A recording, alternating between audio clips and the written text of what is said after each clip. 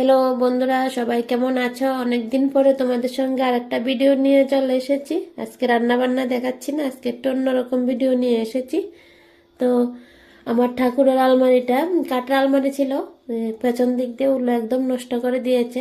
খুবই খারাপ লাগছে। আমার শ্বশুরের বিয়ের আলমারি ছিল এটা, অনেক বছরের পুরনো আলমারি ছিল। তো তো ওগুলো একবার ধরে নিলে এই আলমারি আর কখনো ঠিক হয় না।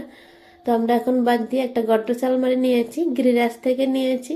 তো তোমাদের সঙ্গে একটু শেয়ার করছি। তো আমার ঠাকুরের আলমারি কালারটা কেমন হয়েছে কমেন্টে জানাবে সবাই। দেখো গাড়িতে তুলে নিয়েছে।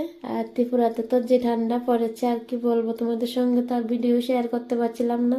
আমার গলার সুর শুনে তোমরা জানি বুঝতেই পারছো যে আমার সর্দি কাশি সব লেগে আছে ঠান্ডার কারণে।